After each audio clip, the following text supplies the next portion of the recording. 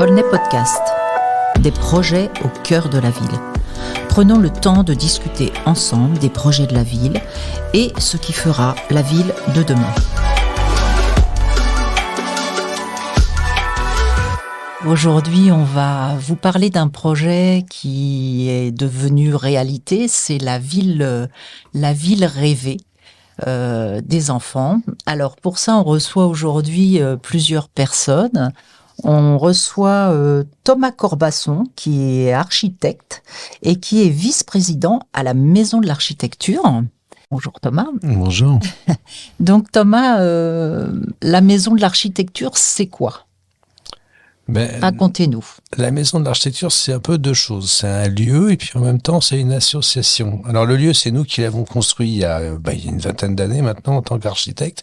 Et puis petit à petit, en fait, on s'est investi dans cette association, la Maison de l'Architecture, qui a pour vocation, en fait, d'œuvrer à la diffusion maximale, à la connaissance de l'architecture auprès du grand public. D'accord. Et vous faites des actions régulières. Comment ça se passe pour faire connaître cette Maison de l'Architecture ?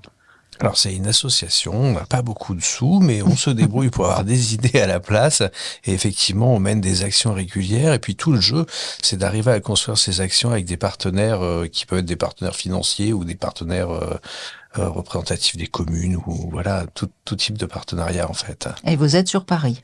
On est sur Paris, à proximité de la gare de l'Est, en fait. C'est l'ancien couvent des Récollets. Donc, on bénéficie d'une assez belle salle qui est la chapelle des Récollets, voilà, qui nous permet de faire des manifestations de plusieurs types. Il y a même des gradins, donc ça peut aussi accueillir des spectacles tout à fait différents ou des expositions.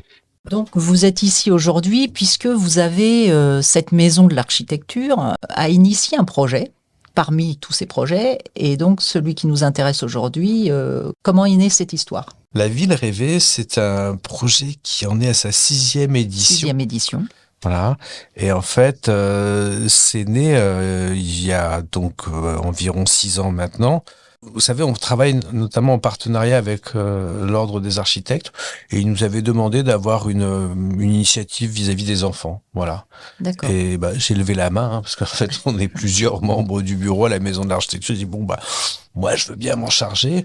Et puis, ça a été un vrai challenge où on a dû travailler pendant un certain temps pour le mettre au point et trouver une idée. Et on est tombé sur cette forme-là, en fait, qu'on a reproduite à plusieurs reprises, voilà, parce que c'est preuve de son succès. Et dès la première fois, on a eu beaucoup de succès. On a été complètement dépassé, en fait, par l'événement.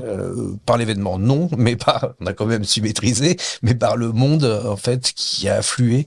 Et voilà, moi, j'avais prévu 200 élèves, c'était déjà pas mal. Et je me suis retrouvé dès le départ avec 1500, donc ça a été un peu un challenge. Voilà, mais ce qui est intéressant dans ce format, c'est que justement, il est pensé pour pouvoir évoluer et intégrer plein d'aléatoires au fur et à mesure qu'il se construit. Et c'est un peu ça qui a fait, je pense, la marque de son succès, c'est que ça a marché, en fait. Voilà. Et ça marche toujours. Alors, on a aussi Laurence Berthaud qui est là. Bonjour Laurence. Bonjour. Qui est donc architecte. Alors, vous êtes aussi membre de l'association Secret d'Archi sur Aulnay-sous-Bois. Oui. On est dans la Seine-Saint-Denis. Vous êtes donc dans le projet. Racontez-nous votre participation. Alors donc moi le projet en tant que membre de la Maison d'Architecture d'Île-de-France et conseillère à l'Ordre des architectes, j'ai été quand même admirative de ce projet qui depuis quelques années fait participer plusieurs écoles de Paris et plusieurs élèves parisiens. Et une restitution d'une exposition d'une maquette géante dans le couvent des Récollets dont vient de vous parler Thomas. Alors quand vous dites maquette géante, c'est 200 ou 600 mètres carrés de maquette. C'est géant. Voilà, c'est géant. C'est énorme. C'est spectaculaire. C'est une action pédagogique énorme, fait avec tous les bénévoles de la Maison de l'Architecture. Alors tous les bénévoles, ils sont pas beaucoup en fait. On est une dizaine en fait à tenir ce projet. Puis au fur et à mesure des mandats, en fait, j'ai évoqué l'idée que ça pourrait aussi aller en banlieue, Donc C'est une bonne diffuser idée, ce Laurence. beau projet en banlieue. Et comme j'ai, au travers de l'association Secret d'Archi, et que je suis architecte à Aulnay-sous-Bois aussi, je connais pas mal la ville et les représentants des associations. Et donc j'ai proposé, si ça venait à Aulnay-sous-Bois, de soutenir ce projet, d'y participer.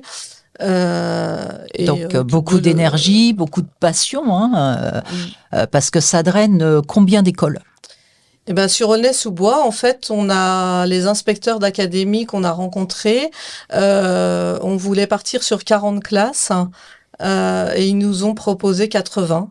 C'est énorme. Il y a eu un engouement énorme pour le projet auprès des instituteurs, des institutrices, des enfants.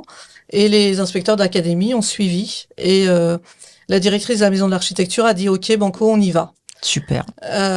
Donc on y a été, enfin ils y ont été surtout parce que nous on était en support sur quelques écoles, hein, mais c'est un gros travail qu'ils ont fait depuis le mois d'octobre, hein, où en fait on distribuait des socles dans les écoles qui représentaient les quartiers, quelques quartiers de la ville.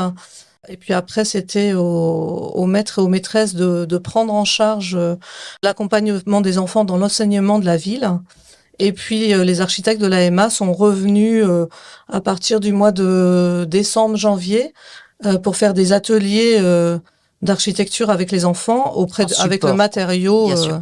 Le matériau utilisé, c'est la pierre. Alors, cette année, c'est la pierre parce que ça change chaque année, hein, Thomas.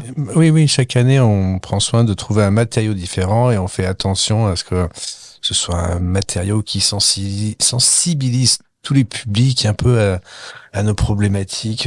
Alors l'an dernier, c'était quoi par exemple? Ou les autres années, le bois, bien sûr. Le bois. Merci Laurence.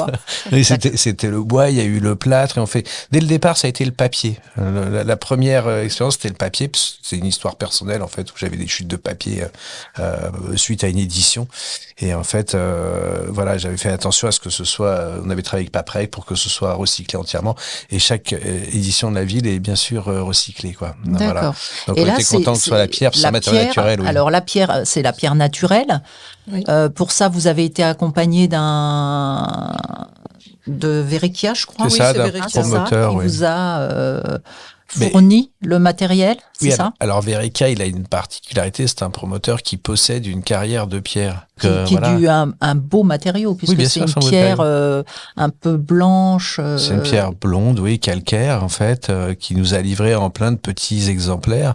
En fait, au fur et à mesure des villes qui passent, on met aussi au point une méthodologie de travail avec le matériau. Quand on l'a fait en plâtre, on était complètement sur le moulage, par exemple. Oui, bien sûr. Vous adaptez ou le pliage avec le papier, ou avec la terre cuite en fait, où on a utilisé le modelé possible, quoi. D'accord. Et là, avec la pierre, bien, c'est un peu les enfants qui se saisissent aussi du matériau, et il y a quelques transformations, mais c'est pas si simple. Donc on a plutôt œuvré pour avoir en fait un partenaire qui nous fournisse un peu comme des Kapla, plein de petits échantillons de matériaux, qu'ensuite on puisse arriver à assembler comme autant de blocs de pierre, quoi. Voilà. Super. Alors, on a la chance aussi d'avoir Marie-Christine Renaud, qui est enseignante à Aulnay-sous-Bois. Alors, vous êtes dans quelle école? Je suis à l'élémentaire Vercingétorix. D'accord. Alors, comment on fait quand on a une classe comme ça?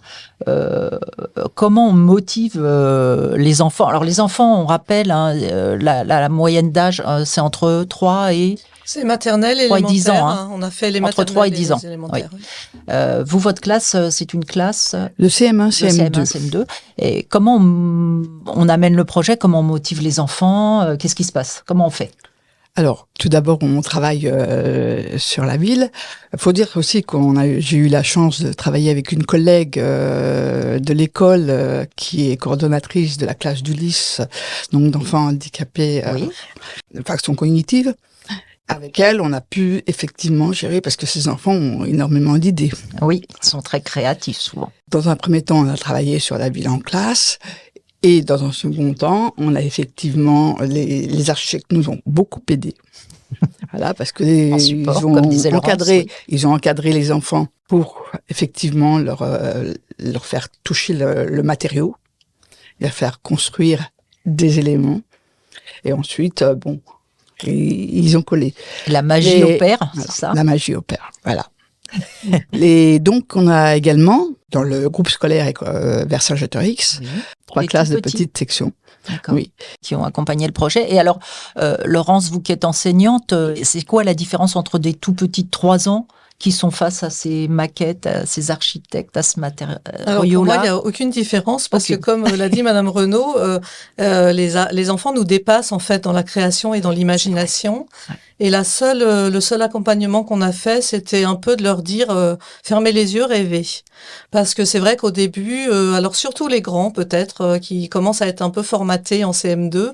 La ville rêvée, c'est le McDonald's, voilà, surtout en banlieue, on va dire. Et donc on leur a fait quand même un peu fermer les yeux et leur dire non, la ville rêvée, c'est Allez, peut-être rêvez. autre chose, rêver. Et puis du coup, en manipulant la matière et en les accompagnant, en fait, on leur a juste demandé ce qu'ils voulaient faire. Et puis, dans la classe de Max, avec Max, ils m'ont dit on va faire un zoo. Ok. Donc faire un zoo avec des petites pierres de toutes les formes, c'est pas simple. Et ils ont relevé le défi. Alors, justement, on a la chance d'avoir parmi nous Max. Bonjour Max. Bonjour. Alors, merci d'être venu ici, nous parler un petit peu peut-être de ton expérience. Hein. Tu es en quelle classe? CM1, CM2. Donc, dans la classe de Marie-Christine, c'est bien ça? Oui. Voilà. Alors, raconte-nous un petit peu la première fois que ton enseignante t'a parlé de ça et tu as vu les architectes aussi venir t'épauler sur ce projet. Est-ce que toi, t'as rêvé tout de suite de quelque chose ou il t'a fallu un petit peu de temps pour se dire qu'est-ce que ce serait ma ville rêvée, qu'est-ce que j'aimerais dedans, qu'est-ce qui t'est venu en tête en premier? De faire un bâtiment avec des feuilles à côté et avec un balcon rempli de fleurs. Alors, du vert, en fait, Oui. un bâtiment où il y aurait beaucoup de verdure, c'est ça? Oui. Ça, c'est ton rêve en premier, c'est d'avoir de la verdure dans ta ville, Oui. entre autres. Et après, vous avez travaillé donc sur un zoo, c'est ça? Mm. Alors, qu'est-ce que tu as fait, toi, avec la pierre? Moi, Comment tu as fait? Moi, j'étais avec mon ami Axel, on a fait une entrée où on voulait graver zoo dessus, mais on l'a pas fait. Et pourquoi? Parce qu'on n'arrivait pas à le faire.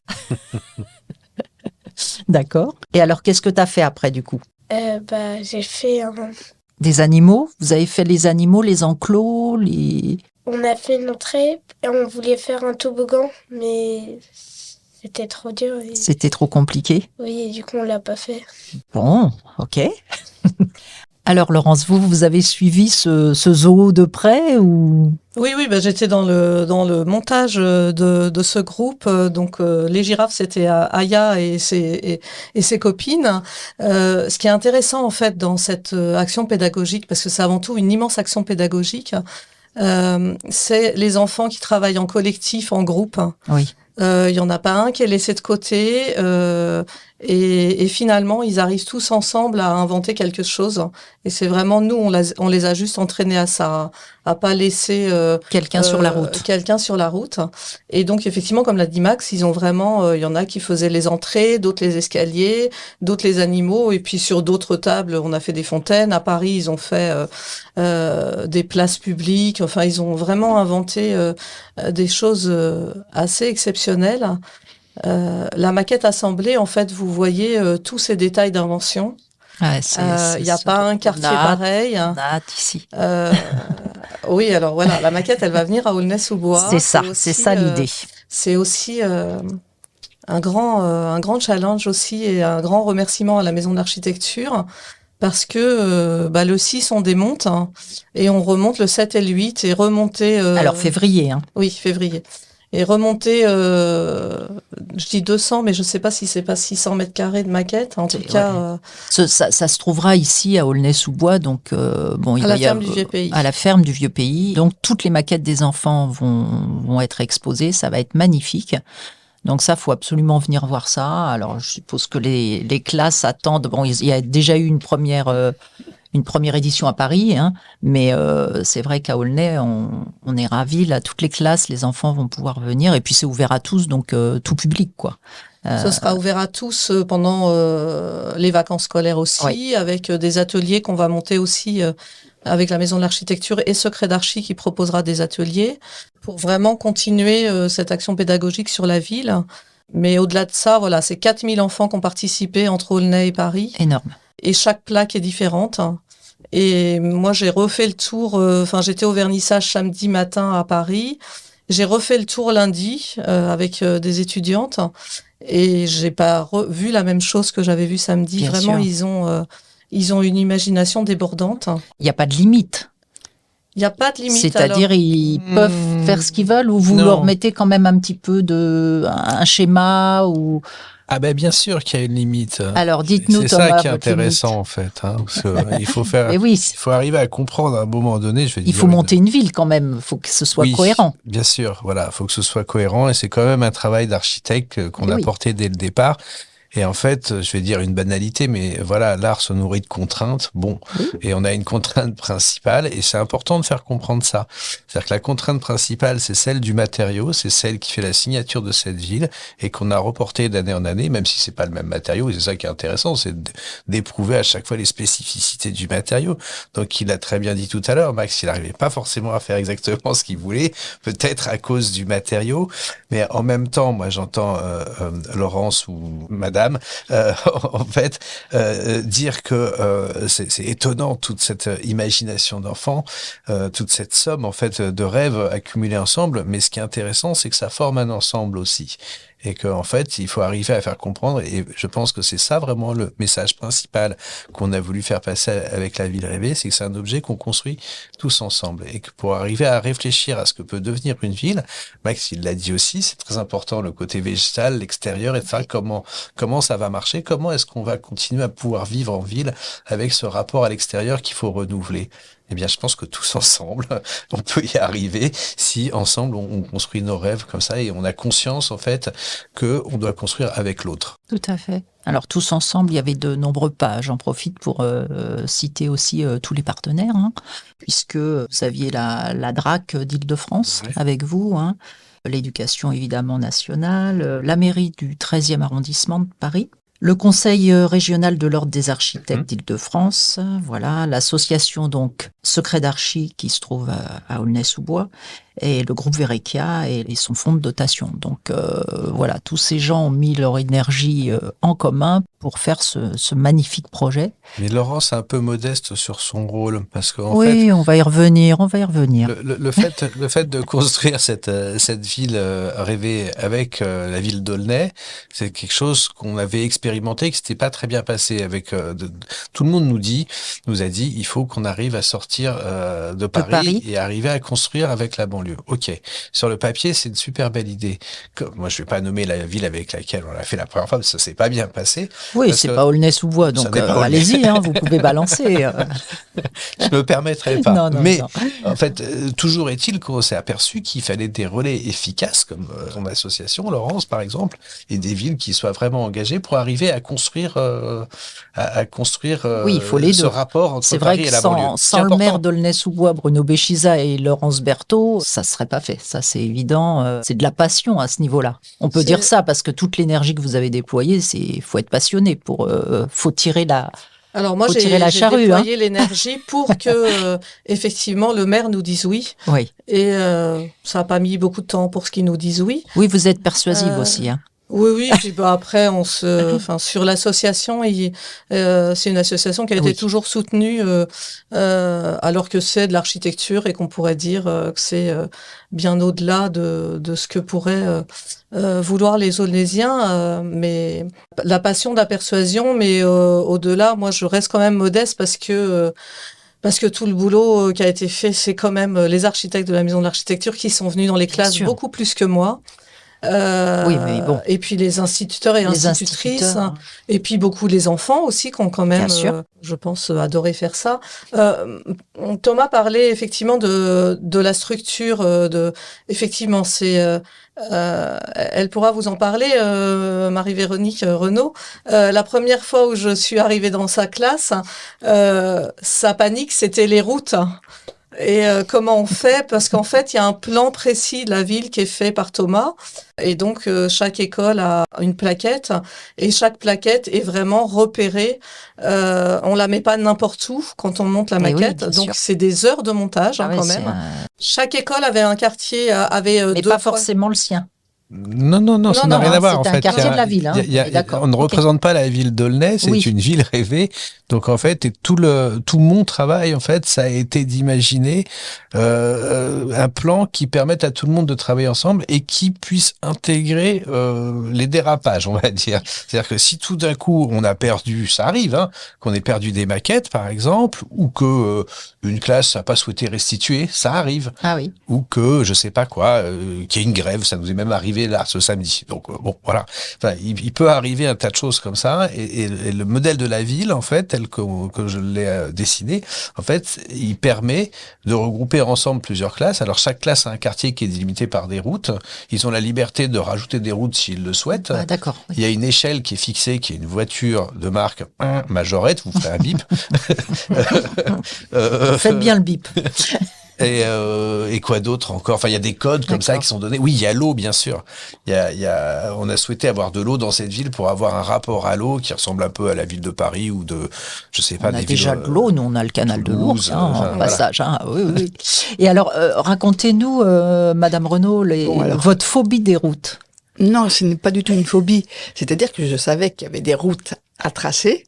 Donc, effectivement, quand Laurence est venue dans la classe, on n'avait pas tenu compte au tout départ. Donc, je me suis dit, effectivement, il y a quand même des impératifs à respecter, rajouter. et notamment les routes. Donc, avec ma collègue, on a même fait les routes des maternelles parce que il fallait, comme ça, on a tout fait d'un seul coup. Plus le fait de n'utiliser que le matériau donné, Et oui, c'est ça. Il y avait la complexité, aucun matériau. Bien sûr. autre que la végétation, qui était autorisée. Donc, Bon, vous avez été emballé par le projet. ah oui, ben Hein, oui, puisque je me suis j'insiste inscrite pas. suite à la proposition de l'inspecteur de l'éducation nationale. Et donc, les 3 autres classes du groupe. Dernière petite question, enfin, sauf si on a des choses à rajouter, mais Laurence, un jour, vous êtes réveillée comme ça et vous êtes devenue architecte comment? Pourquoi on devient architecte? Thomas, je vous poserai la même question, hein, préparez-vous. Pourquoi on devient architecte? Écoutez, moi, j'ai un grand-père architecte. Ah, Enfin, ça aide j'avais, alors, puisqu'il oui. n'est plus de D'accord. ce monde. Mais donc, quand j'avais 7 ans, je voulais être comme lui, et donc je lui disais comment fait-on pour être architecte. Il m'a dit qu'il fallait tirer des lignes droites sans règles pour être architecte. Et donc je passais mon temps scolaire. Hein, je le dis pas devant les maîtresses, mais Trop en fait, tard. quand je m'ennuyais, je passais mon temps à essayer de tracer des lignes droites sans règles et à lui montrer le week-end. Et tous les week-ends, il me disait non, tu n'y es pas encore. Et donc voilà, l'idée m'est acheminée un peu comme Donc ça pour lui c'était faire honneur. familial, ouais. Familial, et puis en même temps, c'est un métier passionnant qui permet de donner des abris aux gens, de faire du beau. Voilà, on est quand même. On fait partie du ministère de la Culture, donc l'architecture est un art quand même que je revendique un petit peu. D'accord. On fait du beau dans les villes et on participe au bien-être de chacun, et ça c'est un peu plaisant dans ce métier. Et Thomas? Oh, bah ça, c'est similaire, en fait, hein. Moi, j'avais une mère qui n'est pas architecte, mais qui était passionnée par ce métier et qui m'a toujours encouragé à le faire. Alors, je me suis toujours un peu renseigné. Et puis voilà, quand j'ai passé le bac, je me suis retrouvé architecte. Je dessine bien. Donc, moi, j'ai un rapport. Donc c'est via le dessin au Ouais, départ c'est via aussi, le hein. dessin. Voilà, c'est quelque chose qui me plaît beaucoup. Nos bâtiments, nos villes sont Ouais. toujours très dessinés. Voilà, avec les routes, par exemple, ou un rapport aux matériaux un peu particulier. Voilà. Et je suis exactement comme Laurence. Hein. Je dirais, il y a des architectes qui penseront que en fait, c'est peut-être une réponse technique, l'architecture, et je pense qu'il faut jamais évacuer l'émotion, quoi. Que c'est quelque chose Émotion, qui est au là. cœur du métier, voilà, C'est Laurence, l'émotion, la hein, beauté, voilà. C'est quelque chose qui doit nous préoccuper et on doit vraiment être au service des autres pour rapporter de la beauté dans notre société, quoi. Voilà. C'est super. Et toi, Max, t'as entendu ça? Est-ce que ça t'a donné envie, peut-être pas d'être architecte, mais est-ce que t'as découvert ce métier? Qu'est-ce qui t'a plu? Tu connaissais avant ce métier déjà, architecte? Oui, puis ma sœur, elle était au secret d'Archi avant. Ah bah oui, donc t'es un peu pistonné, toi, c'est différent. D'accord. Et si c'était à refaire l'année prochaine, une ville rêvée, qu'est-ce que t'imaginerais? Est-ce que t'imaginerais la même chose ou tu partirais sur quelque chose d'autre? Ce serait quoi ton envie là, si on te redemandait là maintenant, on refait un projet? Alors on dit pas le matériau, mais voilà, on refait un projet demain. Bah, de faire un parc aquatique en vrai. Ah bah d'accord. Bon bah c'est noté. Parc aquatique, c'est bien, il y a de l'eau là. Oui, forcément. Faudra choisir le matériau. Hein. Faut aimer le challenge. Ok. Marie, vous êtes partante pour d'autres projets, mais dites-nous ce que vous en avez pensé par rapport à ce métier, ce que ça a pu vous apporter. Ah ben moi je trouve que c'est très intéressant, d'autant plus que j'enseigne l'histoire de l'art dans ma classe. Donc l'architecture, comme le disait Laurent, c'est un art et c'était une continuité dans la pédagogie que j'enseignais jusqu'à présent. Donc le projet fait partie intégrante, je veux dire, de mon enseignement. Bon, écoutez, donc il reste plus qu'à aller la voir.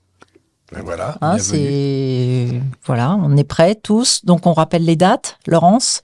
On y sera. Elle arrive à Aulnay. Un transport se fait le 6 février et le montage va se faire le 8 février. Donc on sera au montage avec les architectes de la maison d'architecture. J'espère Thomas, mais c'est énorme. Ouais, c'est un gros travail, ça. Et le vernissage c'est le 10 février à 18h pour une ouverture de l'expo à partir du 11 et je pense qu'elle reste jusqu'au 5 mars. Jusqu'au 5 mars. Donc on a le temps, il faut absolument aller la voir à la ferme du Vieux-Pays. Mais si vous êtes pressé, vous pouvez toujours aller la voir jusqu'au 5 février à Paris, à la chapelle du couvent des Récollets, 148 boulevard Saint-Martin. Eh ben voilà. Et c'est même pas si vous êtes pressé, c'est faut y aller parce qu'en fait les lieux sont différents. Et donc la magie est vraiment différente au Récollet parce que là on a un lieu exceptionnel avec des lumières exceptionnelles. Moi j'ai voulu la ferme du Vieux-Pays à Aulnay parce qu'on est aussi dans un espace patrimonial de la ville et on a évité la salle des fêtes lambda froide. Oui, tout à fait. Donc, mais c'est pas la même chose. Et ce sera la même configuration exactement. Exactement la même configuration, oui. D'accord. Alors, sauf que on n'a pas les voûtes de la chapelle des Récollets. Oui, bien sûr. Voilà. Donc, on va avoir quand même deux expositions un peu différentes. Ouais. Voilà, oui, donc faut venir. Et puis nous, ça se poursuit en fait dans les écoles, puisque on nous a commandé des conférences sur la ville. Oui. Et donc la première a lieu à l'école du Parc lundi. Très bien.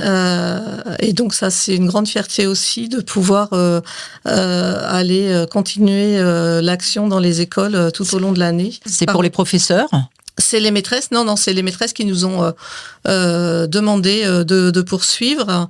Et donc, on a une classe de CP, CE2, je crois. Donc, c'est une conférence interactive avec les enfants sur aussi l'apprentissage de la construction d'une ville. Voilà, donc on propose... Superbe, elle s'arrête jamais. Non. On est content de vous avoir à Aulnay, Laurence. Bon, écoutez, merci à tous. Mot de la fin, quelque chose à rajouter? Thomas, je vous sens prêt. Ah s'il faut un mot de la fin. Ou pas, on n'est pas obligé. Il faut toujours un mot de la fin. Mais c'est bien. Moi, je pense qu'il faut vraiment rappeler le message d'espoir qu'on essaye de véhiculer, quoi. Voilà, que ce projet amène et qui est celui d'arriver tous à construire ensemble un monde meilleur. On va essayer. Voilà, oui. Effectivement, moi j'aurais dit ne perdez pas votre âme d'enfant parce que c'est vraiment les enfants qui nous montrent le chemin de la construction des villes de demain. Ok. Eh bien, écoutez, merci à tous pour cette belle histoire, cette belle exposition et à bientôt.